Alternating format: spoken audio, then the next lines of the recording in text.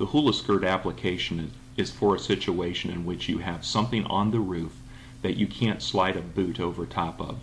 It might be an air conditioning unit feet, or a tower that's on top of a roof, an electrical stem that's coming out. It's especially good in a situation where you have a low slope, and even if you have a split boot, you're still concerned about it leaking. What I've done is taken a length of polyester reinforcement, always polyester, never fiberglass. Fiberglass can't handle all of this cutting and turning, it'll split and break. And I've cut it a little bit longer than the circumference of the object I'm going around. And after I cut it to length, I put slits on the width side about halfway the width of the material itself, and basically cut little hula skirt ends all the way down that piece of polyester.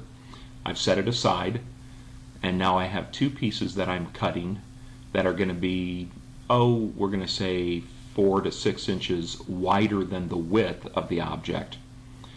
In this case, my object is round, and so I'm cutting semicircles halfway across one side of the polyester, and this is so that when I put on my second layer, I'll be able to put this in and reinforce the base of the polyester reinforcement. This will all make sense as we get further into the video. So right now I'm cutting it out. I'm using scissors. It's almost impossible to cut this stuff with a knife. And now I'm going to begin to put my ResistoFlash down. And I'm going to flash all the way around the base, this time on shingles, but it could be any material that you have out there, EPDM, PVC, or any of the other low slope membranes or shingles. After I've gotten done painting up my object and onto the roof, I'm putting my hula skirt on.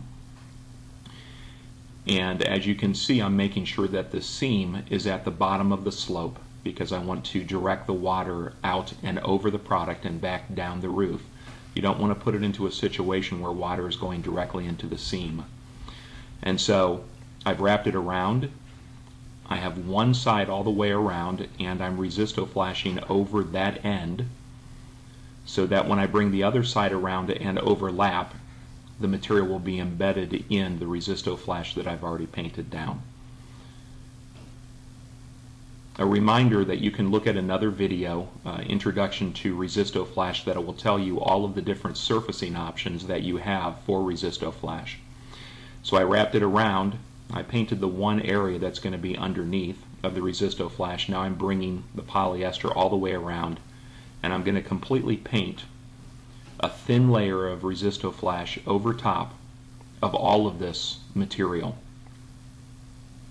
That's layer number one. A hula skirt is a 2-layer system. So this is layer number one, and what I really have is the object itself is now waterproofed all the way going up its stem. But I need to make sure that the base is completely waterproofed. I'm just kind of making sure that this looks like a circle so it'll look more like a boot, so I'm trimming off the edges.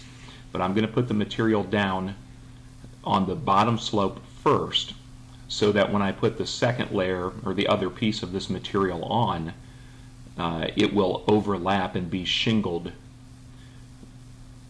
directing water again over top of the product and over top of the seam. So I lay this semicircle down, and you can see how where I cut my half moon in, the half moon is a little bit deeper than the object I'm going around, and that's so it will go underneath and this one will go over top.